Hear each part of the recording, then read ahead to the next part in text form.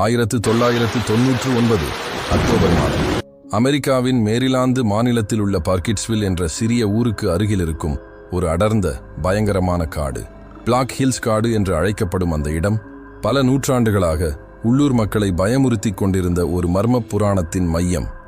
அந்த காட்டுக்குள் நுழைந்தவர்கள் திரும்பி வருவதில்லை என்று சொல்வார்கள். குறிப்பாக இரவு நேரங்களில் அங்கு விசித்திரமான சத்தங்கள் கேட்கும். குழந்தைகள் அழும் சத்தம், யாரோ சிரிக்கும் சத்தம், மரக்கிளைகள் உடையும் சத்தம். ஆனால் யாரும் அங்கே இருக்க மாட்டார்கள். அந்த காட்டின் புராணம் என்ன? எலி கேட்வர் என்ற ஒரு பெண் 18ஆம் நூற்றாண்டில் வாழ்ந்தவள்.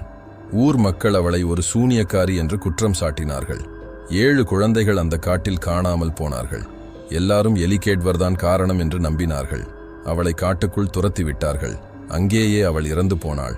ஆனால் அவள் இறப்பதற்கு முன் ஒரு சாபம் கொடுத்தாள். இந்த காட்டுக்குள் வருபவர்கள் என்னை சந்திப்பார்கள் என்று. அதன் பிறகு பல ஆண்டுகளாக அந்த காட்டில் பல மர்ம சம்பவங்கள் நடந்ததாக கதைகள் பரவின. உண்மையா பொய்யா யாருக்கு தெரியும்? 1994 மாண்ட்கோமெரி கல்லூரியில் சினிமா படிக்கும் 3 இளைஞர்கள், Heather Donahue, Joshua Leonard, Michael C Williams, இவர்கள் ஒரு டாக்குமெண்டரி எடுக்க முடிவு செய்தார்கள். அந்த புராணத்தை ஆராய்ச்சி செய்து உண்மையை கண்டுபிடிப்பதற்காக. அக்டோபர் 21ஆம் தேதி காலை 8 மணிக்கு அவர்கள் காட்டுக்குள் நுழைந்தார்கள். அவர்களிடம் இருந்தது 2 கேமராக்கள், ஒரு வழிகாட்டி வரைபடம், உணவுப் பொருட்கள், டென்ட் மற்றும் ஒரு திட்டம். 8 நாட்களில் திரும்பி வந்து விடுவோம் என்று நினைத்தார்கள். ஆனால் அவர்கள் திரும்பி வரவே இல்லை. 10 நாட்கள் கடந்தன, 20 நாட்கள் கடந்தன, 1 மாதமானது. காவல்துறை தேடுதல் வேட்டை நடத்தியது. எதுவும் கிடைக்கவில்லை. குடும்பத்தினர் அழுதார்கள். நண்பர்கள் துக்கத்தில் ஆழ்ந்தார்கள். அவர்கள் காணாமல் போனவர்கள் பட்டியலில் சேர்க்கப்பட்டார்கள். கேஸ் மெதுவாக மூடப்பட்டது. ஆனால் சரியாக 1 வருடம் கழித்து அக்டோபர் 1995 அந்த காட்டின் ஒரு பகுதியில், ஒரு பழைய மரத்தடியில், ஒரு பையில் புதைக்கப்பட்ட நிலையில் ஒரு வீடியோ கேமராவும் பிலிம் ரீல்களும் கண்டுபிடிக்கப்பட்டன. அதில் 16 மணி நேரம் பதிவு இருந்தது. அதை பார்த்த காவல்துறை அதிகாரிகள் உறைந்து போனார்கள். ஏனது அந்த வீடியோவில் இருந்தது 3 பேரும் மெதுவாக பைத்தியமாக மாறுவதும், யாரோ அல்லது ஏதோ ஒன்று அவர்களை வேட்டையாடுவதும், கடைசியாக அவர்கள் அலறி அலறி மறைவதும் தான். அந்த ஃபுட்டேஜை அப்படியே எடுத்து வெளியிட முடிவு செய்யப்பட்டது, ஒரு திரைப்படமாக. ஆனால் இது படம் அல்ல, இது நிஜமாக நடந்த சம்பவத்தின் பதிவு என்று சொல்லப்பட்டது. உலகமே நம்பியது. கோடிக்கணக்கான மக்கள் அதிர்ந்தார்கள். ஆனால் இது எல்லாமே ஒரு பெரிய பொய். ஹாலிவுட் வரலாற்றிலேயே நடந்த மிகப்பெரிய, மிக சாமர்த்தியமான, மிக ஆபத்தான ஏமாற்று வேலை. எப்படி? ஏன்? என்ன நடந்தது? வாங்க முழு உண்மையையும் பார்க்கலாம். முதலில் நாம புரிஞ்சுக்கணும், இந்த படம் திடீர்னு ஒரு ஐடியா கிடையாது. இது ஒரு மிக நீண்ட, மிக திட்டமிட்ட சைக்கலாஜிக்கல் வார்ஃபேர். இயக்குனர்கள் டேனியல் மிரிக் மற்றும் எட்வர்டோ சான்சஸ் இருவரும் சென்ட்ரல் புளோரிடா பல்கலைக்கழகத்தில் படிக்கும்போதே இந்த ஐடியாவை யோசிக்க ஆரம்பித்தார்கள். 1993 அவர்கள் இருவரும் ஒரு விஷயத்தை கவனித்தார்கள். மக்கள் திரைப்படங்களை படமாக பார்க்கும்போது பயம் குறைவாக இருக்கிறது. ஏனென்றால் நம் மனசு சொல்லும், இது வெறும் படம்தான், நிஜம் இல்லை. ஆனால் அதையே நிஜம் என்று நம்ப வைத்துவிட்டால் அப்போது பயம் 10 மடங்கு அதிகரிக்கும். இந்த உளவியல் தந்திரத்தை அடிப்படையாக வைத்துதான் இந்த படத்தின் முழு கட்டமைப்பும் உருவானது. 1996 அவர்கள் ஸ்கிரிப்ட் எழுதத் தொடங்கினார்கள். ஆனால் சாதாரண ஸ்கிரிப்ட் அல்ல. முதலில் அவர்கள் ஒரு முழுமையான புராணத்தையே உருவாக்கினார்கள். எலி கேட்வர் என்ற பெயர், அவளுடைய வாழ்க்கை வரலாறு, அவள் எப்படி இறந்தாள், அதன் பிறகு என்ன நடந்தது, எல்லாமே கற்பனை. ஆனால் அதை உண்மை வரலாறு மாதிரி தேதிகளோடு, இடங்களோடு, சாட்சியங்களோடு எழுதினார்கள். உதாரணமாக அவர்கள் சொன்னார்கள், 1770 பர்க்கிட்ஸ்வில் கிராமத்தில் 1 வருடத்தில் 5 குழந்தைகள் காணாமல் போனார்கள். அந்த 5 குழந்தைகளின் உடல்களும் காடு அருகே கண்டுபிடிக்கப்பட்டன. எல்லா உடல்களிலும் விசித்திரமான அடையாளங்கள் இருந்தன. இது எல்லாம் கட்டுக்கதை. ஆனால் இதை மிக நம்பகமாக சொன்னார்கள். அடுத்து 1997 இணையம் அப்போது புதிதாக பிரபலமாகிக் கொண்டிருந்த காலம். அதிகமான மக்கள் வெப்சைட்டுகளை உண்மை தகவல் ஆதாரமாக நம்பினார்கள். அந்த நேரத்தில் blairwitch.com என்ற வெப்சைட்டை அவர்கள் உருவாக்கினார்கள். அந்த வெப்சைட்டில் 3 மாணவர்கள் காணாமல் போனதாக போலீஸ் அறிவிப்பு போல பதிவுகள் இருந்தன. அந்த வெப்சைட்டில் இருந்தவை மூவரின் புகைப்படங்கள், உண்மையான நடிகர்களின் புகைப்படங்கள். காணாமல் போன தேதி அக்டோபர் 21ஆம் தேதி 1994. கடைசியாக பார்க்கப்பட்ட இடம் பிளாக் ஹில்ஸ் காடு. அவர்களின் வாகனம் காட்டின் நுழைவாயிலில் கைவிடப்பட்ட நிலையில் கண்டுபிடிக்கப்பட்டது. யாராவது தகவல் தெரிந்தால் தொடர்பு கொள்ளவும். இதோடு உள்ளூர் மக்களின் பேட்டிகள் என்று சொல்லி வீடியோக்களும் பதிவேற்றம் செய்யப்பட்டன. அந்த வீடியோக்களில் சில மக்கள் உண்மையில் நடிகர்கள், ஆனால் மிக இயல்பாக பிளேர் விட்ச் பற்றிய பயமுறுத்தும் கதைகளை சொல்வார்கள். என் தாத்தா சொன்னார், இரவில் அந்த காட்டுக்குள் போனால் காலையில் உன்னை யாரும் காண மாட்டார்கள். ஒருமுறை என் நண்பன் அங்கே போனான், திரும்பி வந்தபோது பேசவே முடியாமல் இருந்தான் போன்ற கதைகள். இந்த வெப்சைட் படம் ரிலீஸ் ஆவதற்கு கிட்டத்தட்ட 2 வருடங்களுக்கு முன்பே லான்ச் செய்யப்பட்டது. மெதுவாக மக்கள் அந்த வெப்சைட்டை கண்டுபிடித்து விவாதிக்க ஆரம்பித்தார்கள். இது உண்மையா? இந்த 3 பேரை யாராவது பார்த்தீர்களா? இந்த காடு எங்கே இருக்கு என்று ஃபோரம்ஸ்ல கேள்விகள் வர ஆரம்பித்தன. டைரக்டர்கள் அமைதியாக இருந்தார்கள். யாருக்கும் பதில் சொல்லவில்லை. மர்மம் அதிகரித்தது. அடுத்து சைஃபை சேனல்ல, அப்போது பிரபலமான ஒரு TV channel, curse of the Blair witch என்ற ஒரு மாக்குமெண்டரி ஒளிபரப்பப்பட்டது. இது படம் வெளியாவதற்கு சில வாரங்களுக்கு முன். அந்த டாக்குமெண்டரியில் போலீஸ் அதிகாரிகள், நடிகர்கள், வரலாற்று ஆசிரியர்கள், நடிகர்கள், உள்ளூர் மக்கள், நடிகர்கள் எல்லாரும் மிக சீரியஸாக, மிக நம்பகத்தன்மையோடு பிளேர் விட்ச் புராணத்தை எக்ஸ்பிளைன் செய்தார்கள். பார்த்தவர்களுக்கு கன்ஃபியூஷன் அதிகமானது. இது ஒரு நிஜமான வரலாற்று ஆவணமா இல்ல ஒரு படத்துக்கான ப்ரமோஷனா? யாருக்கும் தெரியவில்லை. அதுதான் பிளான். கன்ஃபியூஷனை உருவாக்குவது, எல்லை தெரியாமல் செய்வது, படம் மற்றும் நிஜமிடையே இருக்கும் கோட்டை மங்கலாக்குவது. பட்ஜெட் பேசுவோம். இந்த படம் எடுக்கப்பட்டது வெறும் $60,000. இன்றைய மதிப்பில் ஏறக்குறைய 50 லட்சம் ரூபாய். சாதாரண ஹாலிவுட் படங்களுக்கு குறைந்தபட்சம் $10 முதல் $20 மில்லியன் செலவாகும். இங்கே 60,000 மட்டுமே. எப்படி? யாருக்கும் சம்பளம் கிடையாது.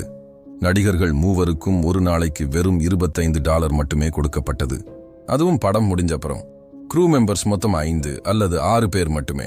பெரிய ஸ்டுடியோ கிடையாது, பெரிய லைட்டிங் செட்டப் கிடையாது. எல்லாமே கையடக்க கேமரா.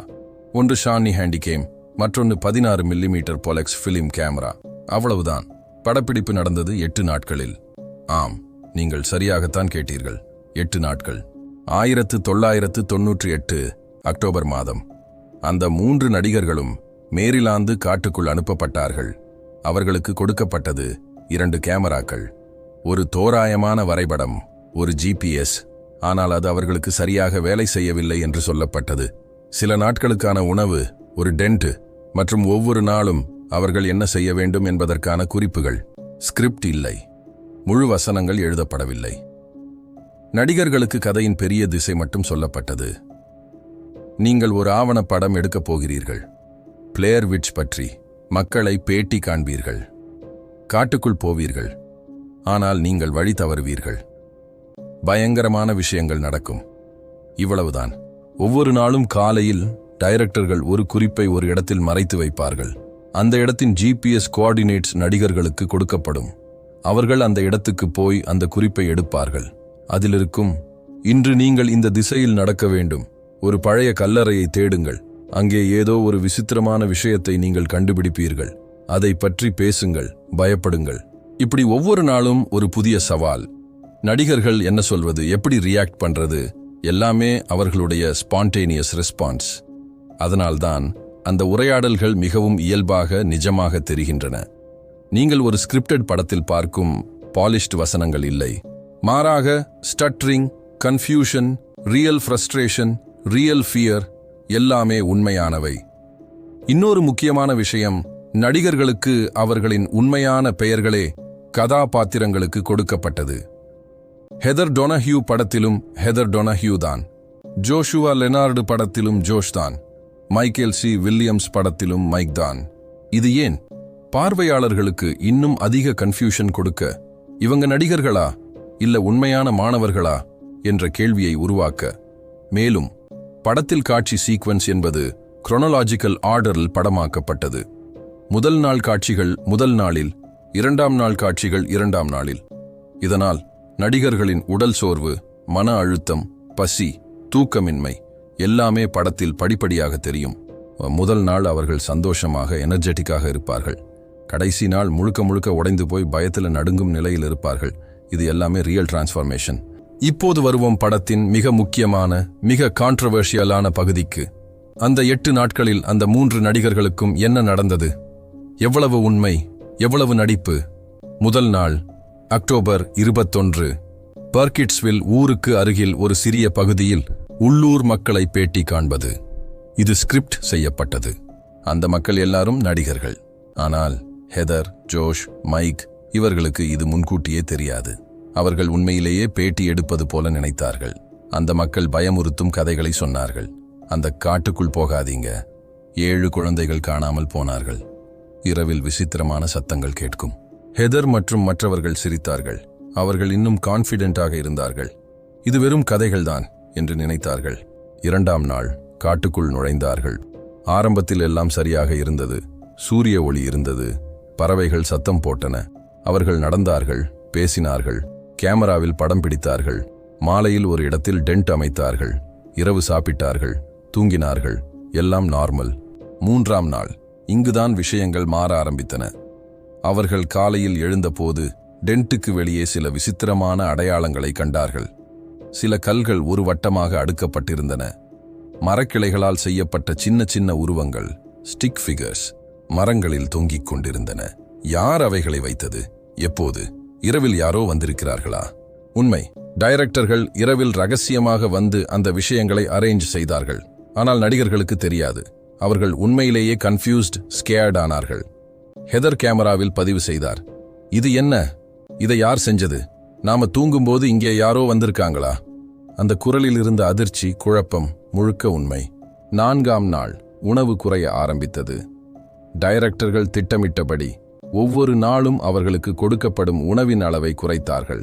முதல் நாள் நல்ல உணவு, 2ஆம் நாள் சற்று குறைவு, 3ஆம் நாள் இன்னும் குறைவு, 4ஆம் நாளில் வெறும் எனர்ஜி பார்ஸ் மற்றும் தண்ணீர் மட்டுமே.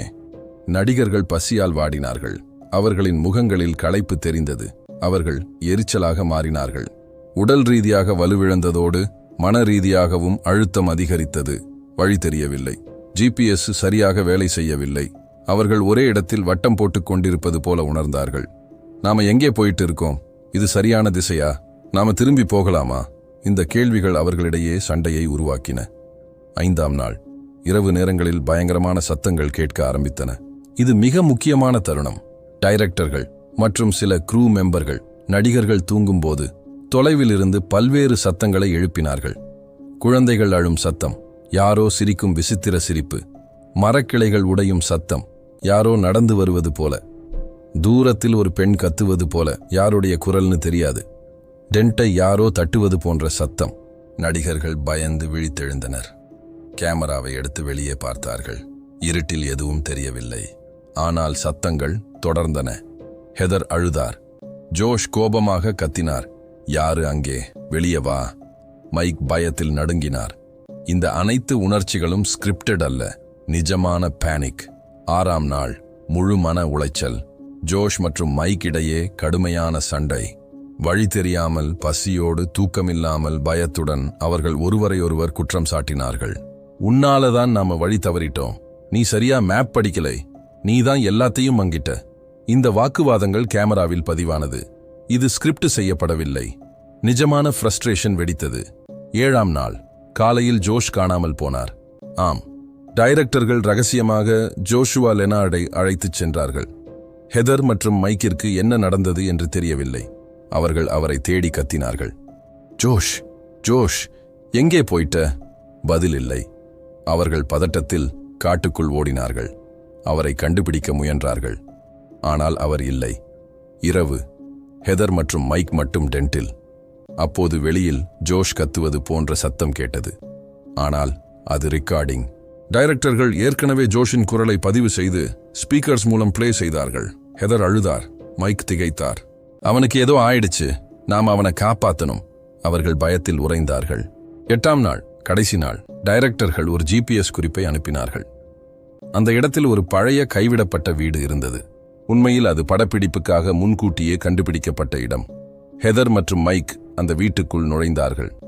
இருட்டு, பயம், கேமராவின் லைட் மட்டுமே. அவர்கள் மெதுவாக உள்ளே நடந்தார்கள். அப்போது மேல் மாடியிலிருந்து ஜோஷின் குரல், ரெக்கார்டிங் கேட்டது. மைக் படிகளில் ஏறி ஓடினார். ஹெதர் பின்னால் ஓடினார். ஒரு அறைக்குள் நுழைந்தார்கள். அங்கே ஒரு மூலையில் மைக் சுவரை நோக்கி நின்றிருந்தார், அசையாமல்.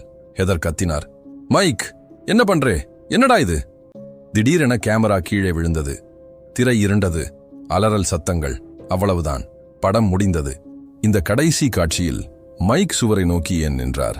ஏனென்றால் பிளேர் விட்ச் புராணத்தில் முன்பு சொல்லப்பட்ட ரஸ்டின் பார் என்ற மனிதன் குழந்தைகளை கொல்லும்போது அவர்களை சுவரை நோக்கி நிற்க வைத்ததாக கதை.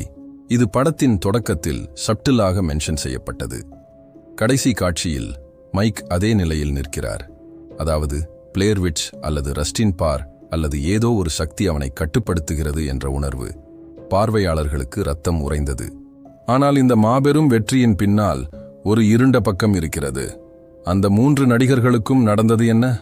ஹெதர் டொனஹ்யூ படத்தில் முக்கிய கதாபாத்திரம். அவரது அழுகை காட்சிகள், பயம் நிறைந்த முகம், இறுதி காட்சியில் அவர் கேமராவில் பேசும் அப்பாலஜி, இவை எல்லாமே ஐகானிக் ஆனது. ஆனா படம் வெளியான பிறகு அவருக்கு திரைப்பட வாய்ப்புகள் வரல. ஏன் என்றால் மக்கள் அவரை ஒரு நடிகரா பார்க்கலை. அந்த காட்டில் சிக்கிய பெண் என்றே நினைத்தார்கள். டைப் காஸ்டிங் பிரச்சனை. அவர் பல வருடங்கள் வேலை இல்லாமல் இருந்தார். பின்னர் சின்ன சின்ன ரோல்ஸ். ஆனால் பெரிய வெற்றி கிடைக்கவில்லை. பல நேர்காணல்களில் இந்த படம் என் வாழ்க்கையை உருவாக்கியது, அதே நேரத்தில் அழித்தும் விட்டது என்று சொன்னார். ஜோஷுவா லெனார்டு அவருக்கு சற்று சிறப்பாக போனது. சில சுதந்திர திரைப்படங்களில் நடித்தார். ஆனால் மெயின் ஸ்ட்ரீம் ஹாலிவுட்டில் பெரிய இடம் கிடைக்கவில்லை. பின்னர் இசையில் ஆர்வம் காட்டி ஒரு இசைக்குழுவில் சேர்ந்தார். இன்றும் சின்ன ரோல்ஸ்ல நடிக்கிறார். Michael C. வில்லியம்ஸ் மிகவும் குறைவான வாய்ப்புகள் கிடைத்தன. சில டிவி நிகழ்ச்சிகளில் தோன்றினார். ஆனால் பெரிய வெற்றி இல்லை. பின்னர் ஆக்டிங்கிலிருந்து விலகி வேறு வேலைகளில் ஈடுபட்டார். மூவருமே படத்தின் மாபெரும் வசூலில் மிக சிறிய பங்கையே பெற்றார்கள். ஏனென்றால் அவர்கள் படப்பிடிப்பின் போது குறைந்த சம்பளத்துக்கு ஒப்புக்கொண்டார்கள். பின்னர் வெற்றி வந்தபோது லாபத்தில் பெரிய பங்கு கிடைக்கவில்லை. சட்டப்பூர்வ சிக்கல்களும் இருந்தன. மேலும் படம் வெளியான காலத்தில் அவர்கள் உண்மையிலேயே இறந்துவிட்டதாக பலர் நம்பினார்கள். IMDbயில் முதலில் டிசீஸ்ட் என்று குறிப்பிடப்பட்டிருந்தது. மார்க்கெட்டிங் தந்திரம். அவர்களின் குடும்பங்களுக்கு இரங்கல் கடிதங்கள் வந்தன. உங்கள் மகன் இறந்துவிட்டார் என்று கேள்விப்பட்டேன், கவலை தெரிவிக்கிறேன் என்று சிலர் எழுதினார்கள். இது அவர்களின் குடும்பங்களுக்கு மிகவும் கஷ்டமான அனுபவமாக இருந்தது. படத்தின் தாக்கம் மனரீதியாகவும் இருந்தது. அந்த 8 நாட்கள் காட்டில் அவர்கள் அனுபவித்த உண்மையான பயம், பசி, தூக்கமின்மை, ஸ்ட்ரெஸ், இவை அவர்களை நீண்ட காலம் பாதித்தன. சில நேர்காணல்களில் இரவில் தூங்கும்போது கனவில் அந்த காடு வரும், அந்த சத்தங்கள் கேட்கும் என்று சொன்னார்கள். இது நம்மை ஒரு பெரிய கேள்விக்கு இட்டுச் செல்கிறது. கலைக்காக, யதார்த்தத்திற்காக நடிகர்களை இவ்வளவு மன உளைச்சலுக்கு உட்படுத்துவது சரியா? மெத்தட் ஆக்டிங்கின் பெயரில் மனிதர்களை உடல் மற்றும் மன ரீதியாக சித்திரவதை செய்வது நெறிமுறையா? சிலர் சொல்வார்கள், இதனால்தான் படம் இவ்வளவு பவர்ஃபுல்லாக வந்தது, நடிப்பு இல்லை, நிஜமான உணர்ச்சிகள். ஆனால் வேறு சிலர் கேட்பார்கள், ஒரு படத்திற்காக மனிதர்களின் மென்டல் ஹெல்த்தை பலி கொடுக்கலாமா? பதில் தெளிவாக இல்லை. ஆனால் இந்த விவாதம் இன்று வரை தொடர்கிறது. ஒரு சிறிய காடு, 3 இளைஞர்கள், ஒரு கேமரா, $60,000. ஆனால் உலகத்தையே மாற்றிய ஒரு திரைப்படம். தி பிளேர் விட்ச் ப்ராஜெக்ட் என்பது வெறும் ஒரு ஹாரர் படம் அல்ல. இது மனித மனதின் மீதான ஒரு சோதனை. நம்பிக்கை மற்றும் ஏமாற்றம் இடையேயான மெல்லிய கோட்டின் மீதான ஆய்வு. சினிமா என்ற கலை வடிவம் எவ்வளவு சக்தி வாய்ந்தது என்பதற்கான ஆதாரம். இந்த படம் நமக்கு கற்றுக் கொடுத்தது, காட்டாததை விட காட்டாதது அதிக பயமுறுத்தும். மக்கள் நம்ப விரும்புவதை நம்புவார்கள். மார்க்கெட்டிங் என்பது உளவியல் விளையாட்டு. லோ பட்ஜெட் என்பது தடையல்ல, சவாலே அல்ல, வாய்ப்பு. 25 வருடங்கள் கடந்த பிறகும் இன்றும் இந்த படத்தை பற்றி மக்கள் பேசுகிறார்கள், ஆராய்கிறார்கள், வியக்கிறார்கள். இது ஒரு கல்ட் கிளாசிக். இது ஒரு கல்ச்சுரல் ஃபெனாமினான். இது சினிமா வரலாற்றின் ஒரு முக்கியமான அத்தியாயம். இப்ப உங்களிடம் ஒரு கேள்வி. நீங்கள் இந்த படத்தை பார்த்திருக்கீங்களா? ஒரு காலத்தில் இது நிஜம் என்று நம்பினீர்களா? இந்த மாதிரி யதார்த்தத்தை பயன்படுத்தி மக்களை பயமுறுத்துவது சரியா? உங்கள் கருத்தை கமெண்டில் கண்டிப்பாக சொல்லுங்க. இந்த மாதிரி யாரும் சொல்லாத ஆழமான சினிமா ரகசியங்கள், மர்ம கதைகள் த்ரில்லர் அனாலிசிஸ்களை தெரிஞ்சுக்க நம்ம புத்தகச்சோலை சேனலை சப்ஸ்கிரைப் பண்ணுங்க, பெல் ஐகானை அழுத்துங்க.